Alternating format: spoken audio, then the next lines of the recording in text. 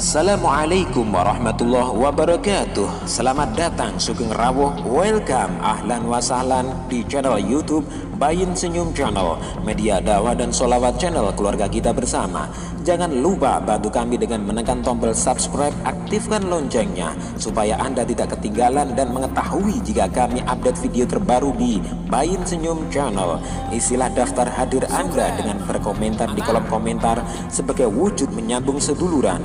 Jika menurut Anda video yang kami tayangkan bermanfaat, jangan sungkan-sungkan untuk menekan tanda like jempol ke atas serta share, bagikan ke teman Anda. Terima kasih atas dukungannya di channel YouTube Bayin Senyum Channel. Selamat menyaksikan. Ojo lali kopine diseruput pade. Ojo lali golek ilmu sing mempeng yo ngger, difahami, dingerteni, dilakoni.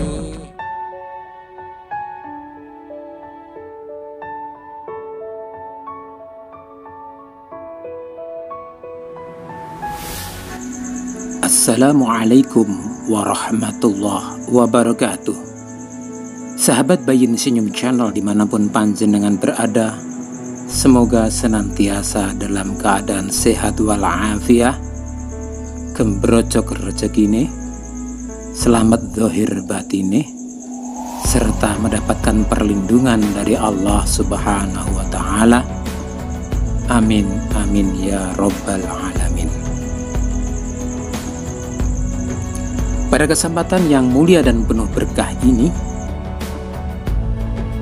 Bayin Senyum Channel akan menghadirkan kisah tentang Syekh Daud At-Ta'i. Namun, sebelum menikmati dan menyimak sajian tersebut, pergunakanlah headset Anda untuk mendapatkan kualitas suara yang jernih.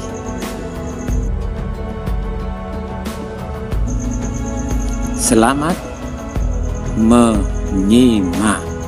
Allahumma sholli ala sayyidina Muhammad. Daud At-Ta'i bin Sulaiman Musair At-Ta'i dari Kufah diakui sebagai seorang berpengaruh penting. Beliau murid dari Abu Hanifah. Beliau bertobat dengan menempuh hidup zuhud di bawah bimbingan Habib Ar-Ra'i dan membuang semua buku-bukunya ke sungai Eufrat.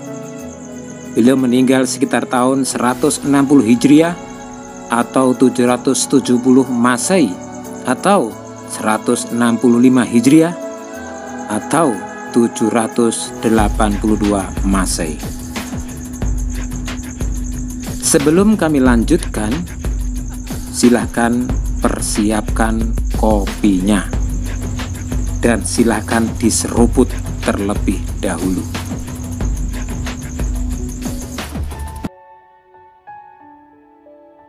Sejak kecil, batin daripada Daud At-Ta'i dicekam duka, sehingga beliau sering menghindarkan diri dari pergaulan, sehingga menyebabkan pertobatannya. Sedangkan yang menyebabkan pertobatannya adalah seorang wanita yang sedang berkabung dan membacakan syair berikut ini. Pipimu yang manakah yang mulai kendur, dan matamu yang manakah yang mulai kabur. Kesedihan mencekam batinnya dan kegelisahan tak bisa diatasinya. Dalam keadaan seperti inilah beliau belajar di bawah bimbingan Abu Hanifah. Abu Hanifah bertanya kepada Daud At-Ta'i, "Apakah yang telah terjadi pada dirimu?"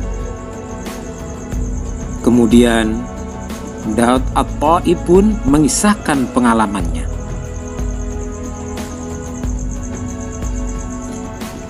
Dunia ini tidak bisa menarik hatiku lagi. Sesuatu telah terjadi di dalam diriku.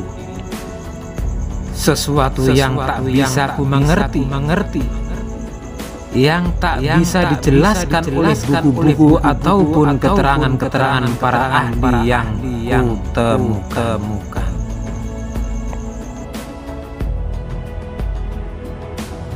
Kemudian Abu Hanifah menyarankan, hindarilah manusia-manusia lain. Maka Daud At-Ta'i berpaling dari manusia-manusia lain dan mengucilkan diri di dalam rumahnya.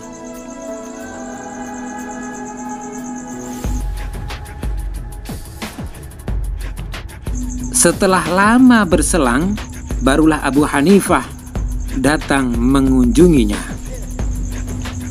Kemudian beliau dawuh, "Wah, caranya bukan dengan bersembunyi seperti ini, bersembunyi di dalam rumah tanpa mengucapkan sepatah kata apapun juga. Tapi yang harus engkau lakukan adalah duduk di kaki para imam dan mendengarkan ajaran-ajaran mulia yang mereka kemukakan. Tanpa mengucapkan sepatah kata jua pun, engkau harus mengingat segala sesuatu yang mereka kemukakan itu. Dengan berbuat demikian, engkau akan lebih memahami masalah-masalah yang mereka perbincangkan daripada mereka sendiri."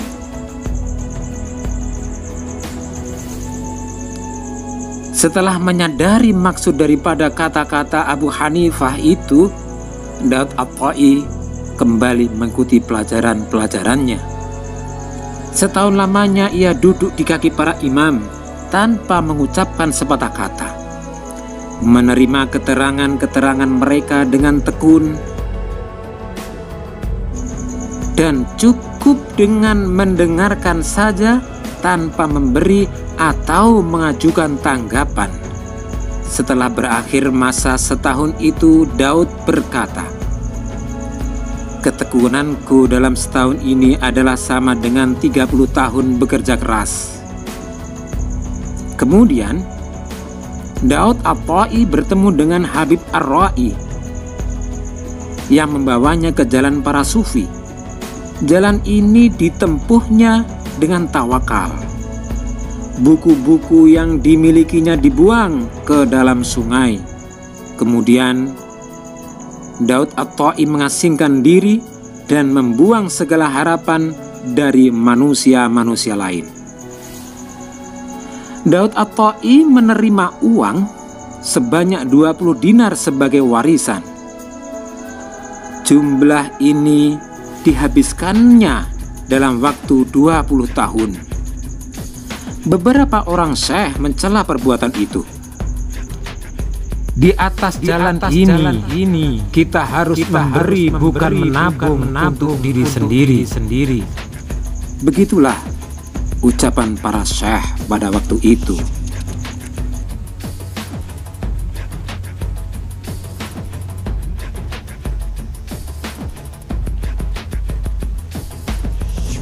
Kemudian Daud At-Ta'i menjelaskan, "Dengan uang sebanyak ini, aku dapat menenangkan diriku.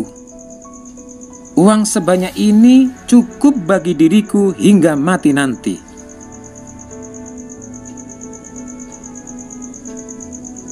Daud At-Ta'i menjalani kehidupan yang sedemikian prihatin sehingga untuk makanannya ia sering mencelupkan roti ke dalam air, kemudian mereguk air itu sambil berdalih, "Sebelum memakan roti ini, aku masih sempat membaca 50 ayat Al-Quran. Mengapa harus kusia-siakan hidupku ini?" Kisah lain, Abu Bakar bin Iyasi meriwayatkan, "Pada suatu ketika, aku masuk ke dalam kamar Daud At-Ta'i Kulihat ia sedang memegang sepotong roti kering dan menangis. Kemudian Abu Bakar bin Iyasi bertanya, "Apa yang telah terjadi, Daud At-Ta'i? Apa yang telah terjadi padamu, wahai Daud At-Ta'i?" Kemudian Daud At-Ta'i menjawab, "Aku hendak memakan roti ini, tetapi aku tidak tahu apakah roti ini halal atau haram." Riwayat lain, "Aku pergi ke rumah Daud At-Ta'i dan kulihat satu kendi air sedang terjemur di terik matahari. Kemudian aku bertanya, 'Mengapakah engkau tidak menaruh kendi air itu di tempat yang teduh?' Kemudian Daud At-Ta'i menjawab, 'Ketika tadi ku taruh di situ, tempat itu masih teduh. Tetapi sekarang untuk memindahkannya, aku merasa malu untuk melakukan kesibukan di depan Allah.'" Berikut ini anekdot mengenai Daud At-Ta'i. Diriwayatkan bahwa Daud At-Ta'i pernah mempunyai sebuah rumah besar dengan kamar-kamar yang banyak jumlahnya. Ia menempati salah satu di antara kamar-kamar itu, dan apabila kamar itu hancur dimakan usia, barulah ia pindah ke kamar yang lainnya. Kemudian ada seorang yang bertanya, "Mengapakah engkau tidak memperbaiki kamar itu?" Kemudian Daud At-Ta'i menjawab, "Aku telah berjanji kepada Allah tidak akan memperbaiki dunia ini."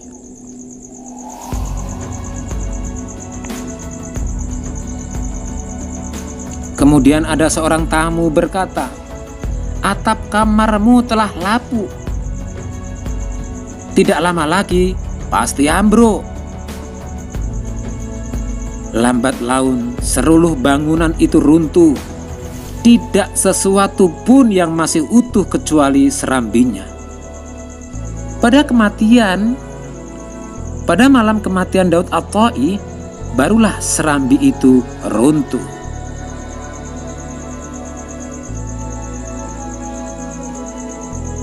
Kemudian Daud At-Ta'i menjawab, Sudah 20 tahun lamanya aku tidak pernah memperhatikan atap kamarku ini."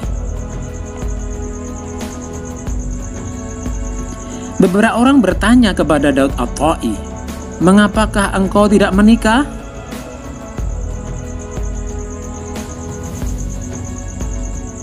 Kemudian Daud At-Ta'i menjawab, "Aku tidak mau mendustai seseorang wanita.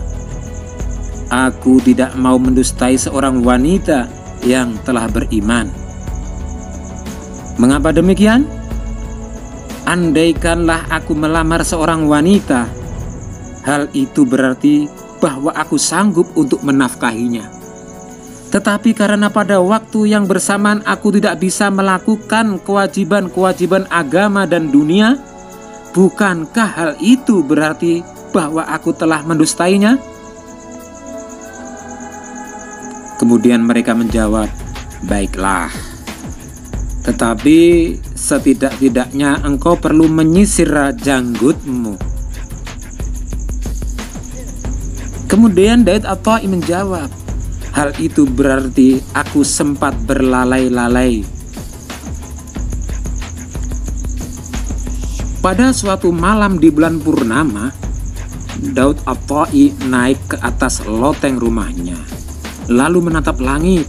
Ia terlena menyaksikan keindahan kerajaan Allah, sehingga menangis sampai tidak sadarkan diri dan terjatuh ke loteng rumah tetangga. Kemudian si tetangga yang mengira ada maling di atas atap datang memburu dengan sebilah pedang. Tetapi begitu yang dijumpainya adalah Daud At-Ta'i, segeralah ia menolong untuk berdiri. Kemudian tetangga bertanya, "Siapakah yang telah menjerumuskanmu, wahai Daud At-Ta'i?" Kemudian Syekh Daud At-Ta'i menjawab, "Entahlah, aku tidak sadar. Aku sendiri pun tidak habis pikir kenapa sampai terjatuh." Pada suatu ketika orang-orang menyaksikan Daud At-Ta'i tergesa-gesa hendak melakukan sholat. Kemudian mereka bertanya, "Mengapa engkau buru-buru seperti ini?" Daud At-Ta'i pun menjawab, "Pasukan yang berada di gerbang kota sedang menantikan kedatanganku." Kemudian mereka bertanya lagi, "Pasukan siapa?" Daud At-Ta'i menjawab, "Pasukan penghuni kubur." Kisah lain, Harun Ar-Rasyid meminta Abu Yusuf supaya mengantarkannya ke rumah Daud At-Ta'i. Maka pergilah mereka ke rumah Daud At-Ta'i, tetapi tidak diperkenankan masuk oleh Daud At-Ta'i. Abu Yusuf memohon agar ibu Daud At-Ta'i mau membujuk anaknya. Kemudian ibunya membujuk, "Terimalah mereka, wahai anakku." Dan Daud At-Ta'i menjawab, "Apakah urusanku dengan penduduk dunia dan orang-orang berdosa itu?"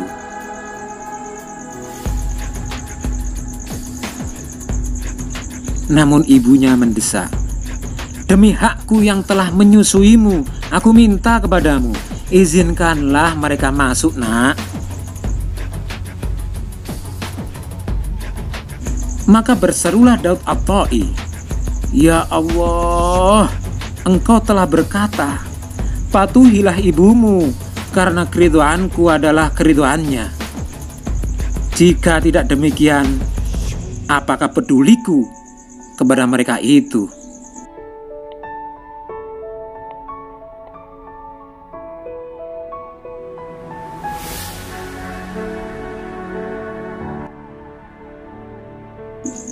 Dan akhirnya Daud At-Ta'i bersedia menerima mereka. Harun Ar-Rasyid dan Yusuf masuk dan duduk. Daud At-Ta'i memberikan pengajaran dan Harun menangis terseduh-seduh. Ketika hendak kembali ke istana, Harun meletakkan sekeping mata uang emas sambil berkata, "Uang ini halal." Kemudian Daud At-Ta'i berkata, "Ambillah uang itu kembali. Aku tidak memerlukan uang itu. Aku telah menjual rumah yang kuterima sebagai warisan yang halal dan hidup dengan uang penjualan itu. Aku telah memohon kepada Allah, jika uang itu telah habis, agar Dia mencabut nyawaku, sehingga aku tidak akan membutuhkan bantuan dari seorang manusia pun. Aku berkeyakinan bahwa Allah telah mengabulkan permohonanku itu." Kemudian Raja Harun Ar-Rasyid dan Abu Yusuf kembali ke istana.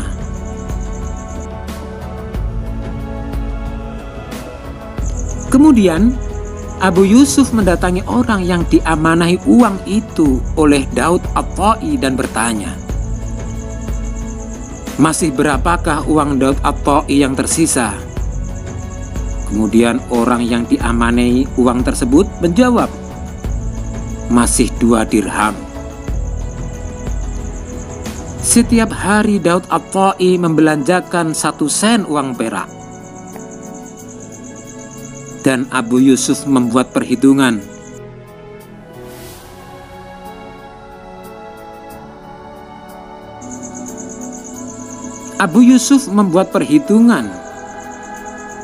Dan beberapa hari kemudian, di dalam masjid, di depan semua jamaah, Abu Yusuf mengumumkan, "Hari ini Daud At-Ta'i telah meninggal dunia."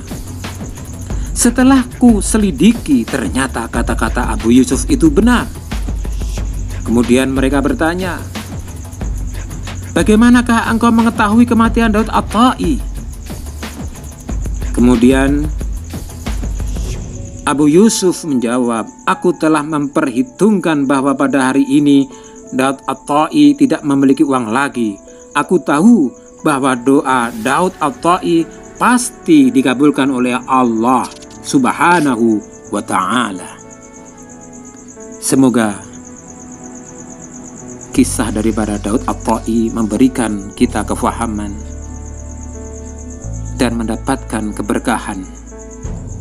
Barokah daripada doa Daud At-Tai, semoga hajat kita di dunia dan akhirat dijabah oleh Allah Subhanahu wa ta'ala, diselamatkan zahir batin kita sehingga diakui sebagai hamba Allah yang sempurna.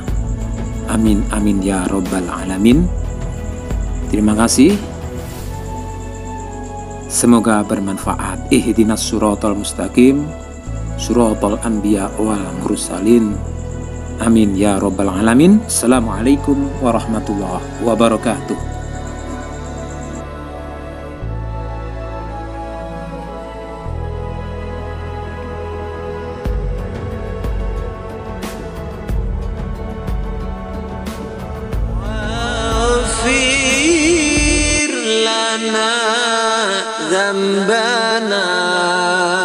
Bayin Senyum Channel, media dakwah dan sholawat, channel keluarga kita bersama.